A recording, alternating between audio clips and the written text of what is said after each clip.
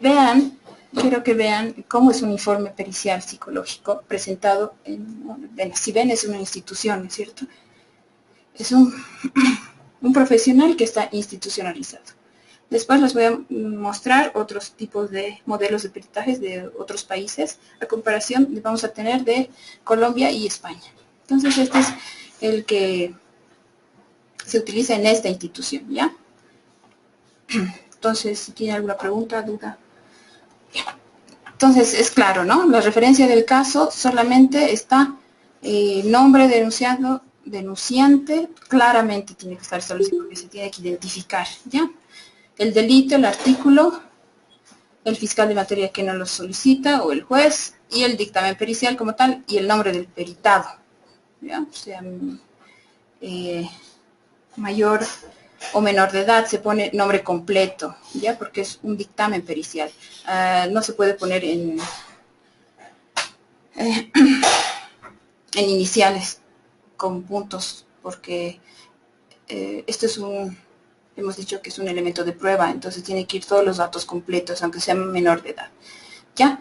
Entonces, la fecha de requerimiento de designación del perito, designación del perito es las fechas, ¿ya? Y la acta de juramento igual en fechas. ¿Y cuánto tiempo tenemos o nos han dado de término para la presentación de dicho informe? ¿Ya? Poner en los días, digamos, 15 días, 20 días. Pasamos.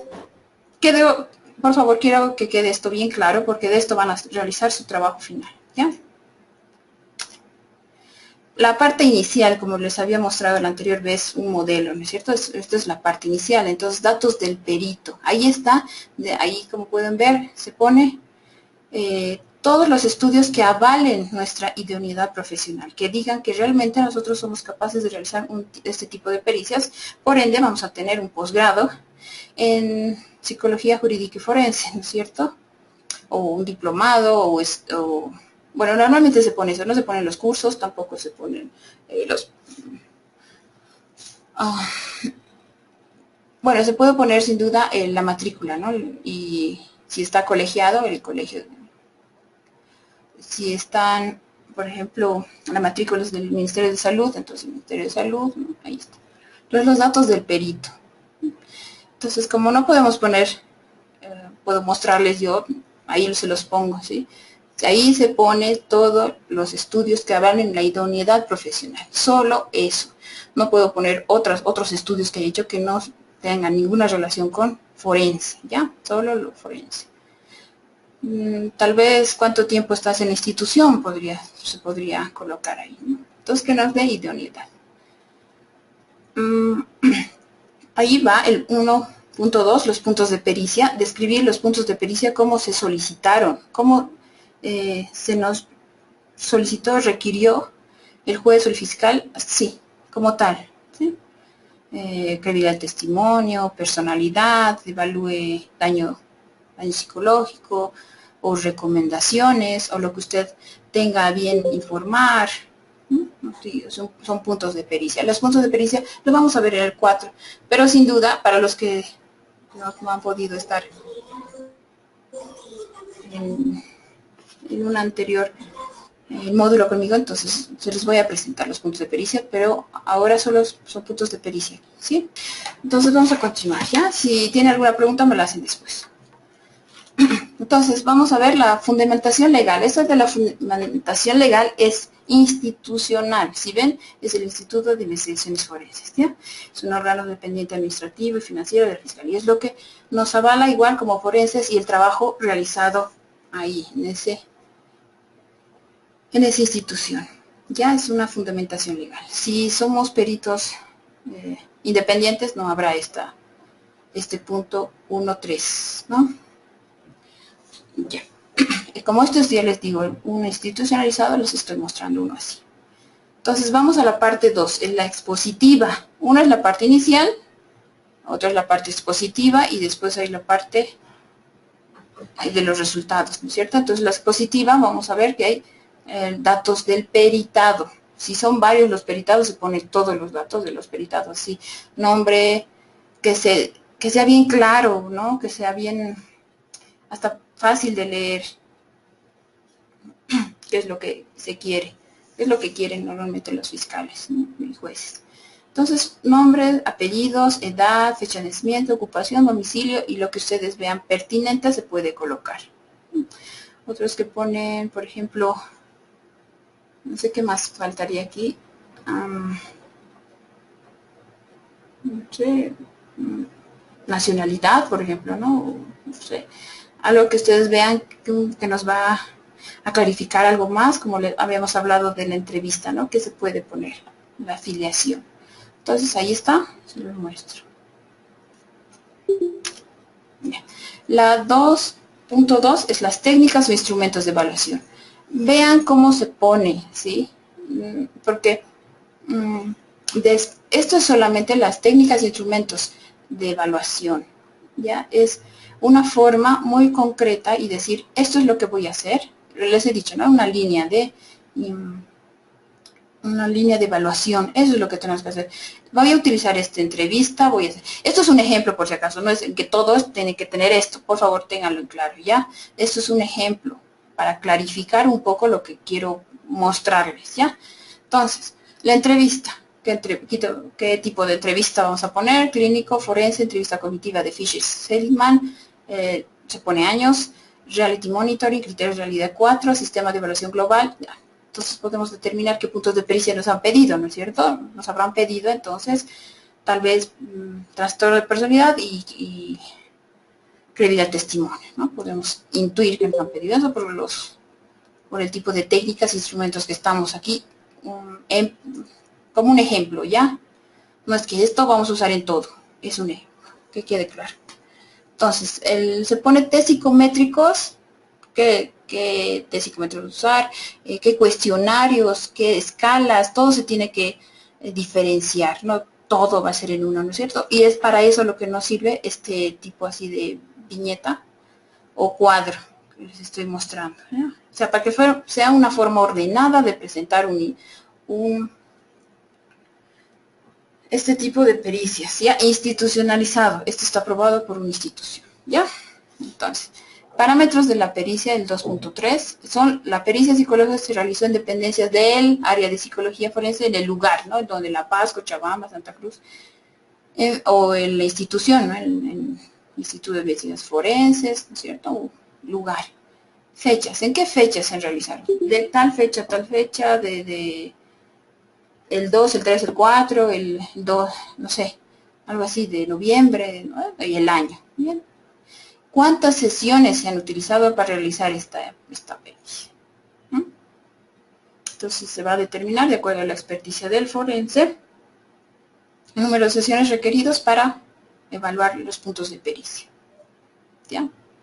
Entonces no hay una receta, ¿no? Es de acuerdo a lo que nosotros vamos a solicitar porque somos expertos en la materia. Bien.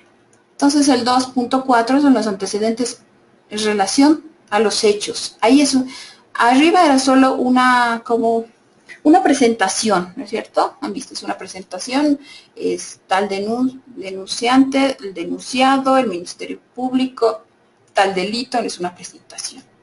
En este antecedente en relación a los hechos es realizar una breve descripción del caso que se investiga. En tal fecha, no es lo que hacen los policías, ¿no? Su descripción, de ahí podemos ver, porque ellos lo hacen muy, muy, muy pequeño. Por ejemplo, les voy a leer uno que tengo, ¿no? de un policial, pero los que hacen su entrevista policial, ¿no es cierto? En tal fecha, la persona tantos ha estado en inmediaciones de tal lugar y le ha sucedido esto, ¿no? Es una breve descripción del caso que se investiga, ¿no? Si es violación, el hecho ocurrido en tal lugar, ¿ya?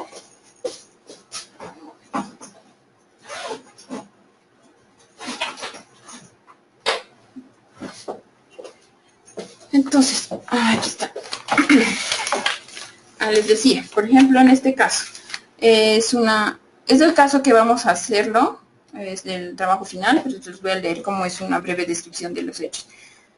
Ahora 5:35 aproximadamente, el día miércoles 19 de febrero del año cuando nos encontrábamos en la patrulla motorizado correspondiente al cuarto turno del surtidor, las llamitas, 2 jóvenes de sexo masculino nos hicieron parar, una camioneta, ¿no ve? Es como una descripción del hecho. Entonces, tal vez nosotros podremos poner eso, ¿no? Porque eso se va a poner investigación, ¿no? Por ejemplo, este caso que se les va a escanear y van a tener que realizar el informe, ha sucedido es un caso de feminicidio. Por eso las lecturas que les digo, las lecturas son previas a este caso, no es un ¿por qué nos está dando estas lecturas? No, es como vamos a ver un feminicidio, tenemos que saber, y hemos dicho, ¿no? Tenemos que ver el marco teórico, ¿no es cierto? Tenemos que investigar. Ese era el fin. Entonces, vamos a tener este caso que es feminicidio. Entonces, así, esa es la descripción de los hechos, digamos, ¿no? El día martes 15 de febrero del presente, en las mismas se encontraban detrás del surtidor sin ropa y posiblemente sin vida. Inmediatamente nos constituimos al lugar donde se encontraba la víctima, pero se pudo evidenciar que la víctima se encontraba sin señales de vida, cubierta por restos de esponja, yutes, ¿no es cierto? Entonces, eso puede ser una relación de los hechos, en este caso, ¿no? Entonces, veamos una breve descripción del caso, eso que quede claro. Bueno, aquí, ahí está, se describe el relato. Bueno, aquí ahora, si hay relato, digamos, si nos mandan a hacer la pericia de los imputados en este caso, porque si es feminicidio, ¿no? De los imputados, entonces será la transcripción de los peritados, ¿no? Si hay 3, 4, no sé cuántos implicados hay, entonces se hace la transcripción textual, entre comillas. ¿Por qué? ¿Por qué se sugiere esto? Porque la transcripción textual es de dónde vamos a sacar, o sea, no podemos en juicio inventarnos, ¿cierto? ¿De dónde usted ha obtenido que sea creíble o no, o poco creíble el relato si no hay la transcripción? No vemos qué cosas nos ha mencionado el peritado, ¿no? O los peritados. Entonces, es importante, yo he visto en muchos informes periciales, ¿no? Psicológicos, que no lo ponen, ¿no? Simplemente lo obvian y al final ponen que es poco creíble o medianamente creíble o creíble, ¿no? Entonces, ¿pero de dónde sacó? Porque se tiene que hacer, ¿por qué pongo textual? Porque se tiene que hacer de esto el análisis, ¿no es cierto? Que ustedes han aprendido a hacer del SEC, que se va a usar en este caso, y el Reality Monitor. Se tiene que analizar la transcripción textual, entre comillas, por tanto, se tiene que grabar. Se tiene que grabar y tiene que transcribirse lo que nos ha dicho, ¿sí? Entonces, como vamos a tener eso, entre comillas, vamos a tener todo lo textual que nos ha mencionado del caso, entonces lo vamos a poner. Cuantos sean, también he visto que hay muchas pericias, que es pregunta-respuesta, ¿no? A ver, a mi parecer, la pregunta-respuesta corta mucho, ¿no? Y ustedes han aprendido a hacer también la entrevista cognitiva. La entrevista cognitiva es el relato libre. Y tal es el relato libre es lo que vamos a extraer más información. Las preguntas, la clarificación de lo que no está, ¿no? En el relato, entonces lo vamos a hacer. Pero eso no lo vamos a poner, ¿no? Simplemente porque sería muy largo, ¿no? Sería como un informe así de estos policiales que existen. No lo vamos a poner. Simplemente lo que nos interesa es la transcripción textual de la primera, del relato libre, diré. ¿Ya? Ahí está. Entonces, en la parte reflexiva, como su nombre lo dice, vamos a obtener todos la descripción de los resultados y técnicas de instrumentos. La parte reflexiva. Vamos a ver, entonces, si yo he dicho mi primera línea de evaluación va a ser una entrevista clínico forense, entrevista cognitiva, el cuestionario, ¿no? Eso he puesto en mi arriba. ¿Sí? lo que voy a realizar. Entonces lo tengo que poner, ¿qué miden estas? ¿En qué consiste cada una de estas? ¿Qué es la entrevista cognitiva? ¿Qué es el cuestionario de evaluación IP de SM4? Lo tengo que poner, ¿no? Porque para defenderlo o ratificarlo en el juicio, tranquilamente me voy a estos apartados y puedo leerlos y hablar y referirme y exponerlo de aquí, ¿no? Entonces, me dan, lo expongo y tranquilamente yo hago mi ratificación, ¿no? Porque si no tuviera esto, entonces estaría pensando que es la entrevista clínico, porque me lo van a preguntar, porque lo he puesto, ¿no es cierto? Porque lo estoy usando. Entonces, vamos a ponerlo, ¿ya? Por ejemplo, la entrevista clínico-forense consiste en pedir a los sujetos que relaten un discurso narrativo libre, los síntomas, conductas, pensamientos que tienen el momento de presente. Es un ejemplo, ¿ya? Bueno, es la entrevista cognitivo-clínico-forense. La entrevista cognitiva de Shelleyman y Fisher se basa en los principios psicológicos que conciernen a la recuperación de informaciones de la memoria, agrupando, por lo tanto, las modalidades del testigo que puede usarse para acceder. Entonces, nosotros podemos explicarle ahí tranquilamente que tiene 4 técnicas, ¿no? Que ustedes bien ya lo conocen, y podemos explicar las técnicas, ¿no? Porque nos los van a preguntar, ¿no? ¿En qué consiste esto? ¿En qué consiste el otro? Porque ellos no lo saben y para eso estamos nosotros, para orientarles y clarificar sus dudas. ¿Ya? Entonces el cuestionario IP, en este ejemplo se va a utilizar, es el propósito de seguridad, conocer el tipo de persona que ha sido en los últimos 5 años, no sé, los 77 ítems que tiene, siendo contestado falso y verdadero. Creo que tiene 77 ahí. Ya, sí, 77. Falso. 5 o más ítems de trastorno han sido señalados con una X, por ejemplo, el sujeto dará positivo, es lo que nos dice el cuestionario, ¿no? Este cuestionario. Ya. Entonces, así todo lo que nosotros veamos en la línea de investigación, en la línea de evaluación, lo ponemos. Ahí con las referencias, si podemos contar con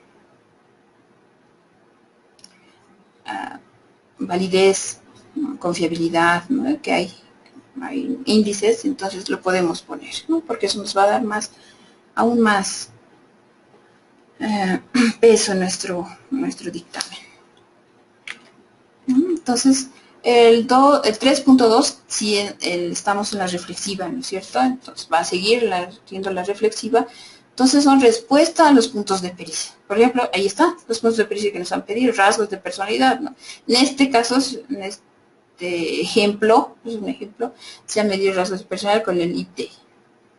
¿No? Este cuestionario es un trastorno de personalidad, un patrón permanente y flexible, ¿no? La personalidad no presenta ningún trastorno personal preponderante, sino que 5 más ítems de trastorno positivo a la evolución de trastorno. No. Entonces, si 5 más se pondera un trastorno, entonces se supone que la peritada ha obtenido por debajo de 5, ¿no? Entonces, ahí está. La calidad del testimonio, ahí se ha realizado el control de realidad. Este es un método que se basa en la distinción entre las características del recuerdo sobre una información requerida, percibida, que ha sido generalmente exprimida por el sujeto, ¿no? O sea, las memorias. Los criterios de realidad habla de las memorias. Habla de dos, las honestas y las falsas, ¿no es cierto? Bueno, ustedes lo han debido ver.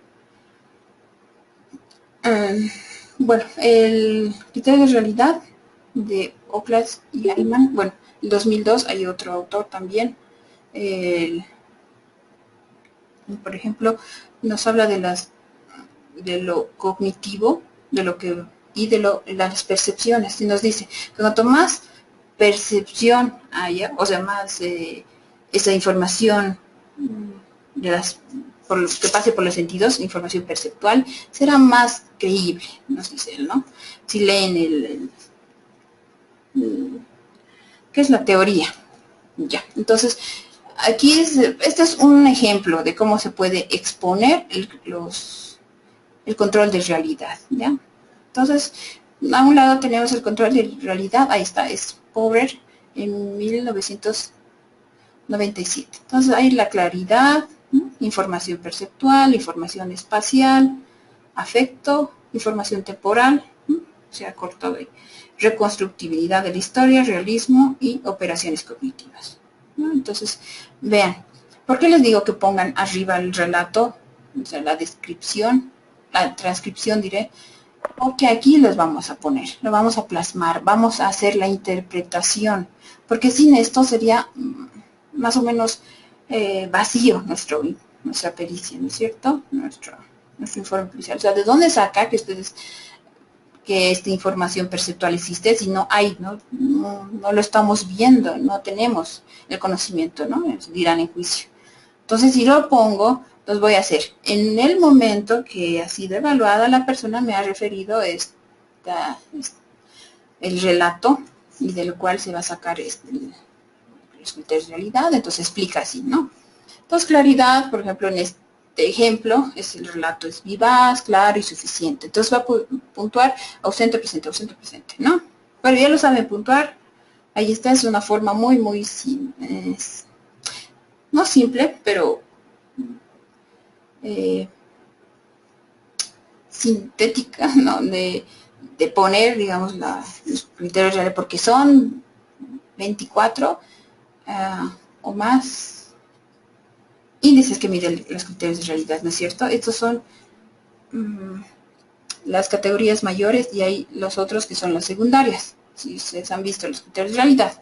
Entonces se pone de esta forma, porque si lo hacemos tan largo tampoco va a ser que cansemos a todos, sino para nosotros, ¿no? Para nosotros que estamos haciendo, que sabemos y conocemos el caso, será más revelador para defenderlo, ¿no? Entonces ahí, si lo ven, ahí está, se hace la puntuación, se tiene que ustedes ya lo saben.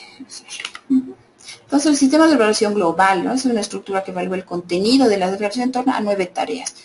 Me decían que hay 24, pero las 24 igual están solapadas en estas, digamos, están las 9 y son otras, las secundarias, las que son las 24 tareas que se toman en cuenta. Bueno, en este caso se tomarán en cuenta, son los 7, nos dice, ya para el ejemplo.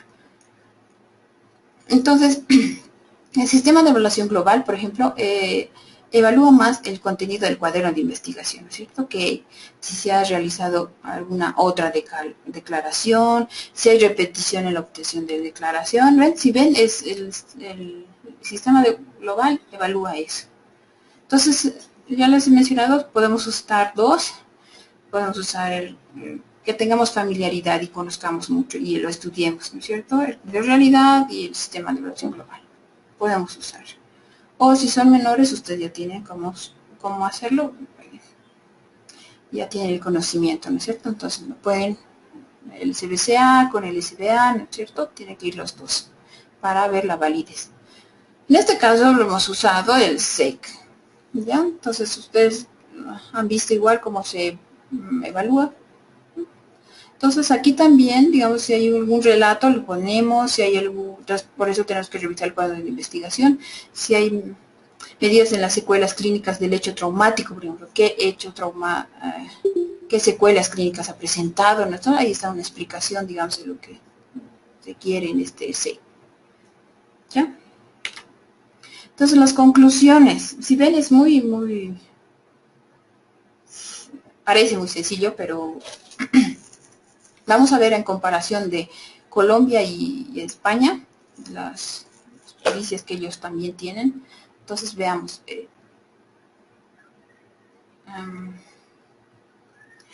Ya. Entonces, en las conclusiones, cada punto de pericia es respondido en la forma clara, tratando de evitar tecnicismos, ¿sí? Aquí, por ejemplo, ya no podemos poner, o bueno, si lo ponemos, tenemos que explicarlo. Ahí está. Tenemos que explicar con claridad el uso del manual, por ejemplo, que hace mucha referencia al uso del manual de diagnóstico y estadístico de trastornos mentales, el CIE, el DSM-4 o el CIE-10, ¿ya? Entonces, aquí tiene que ser muy claro.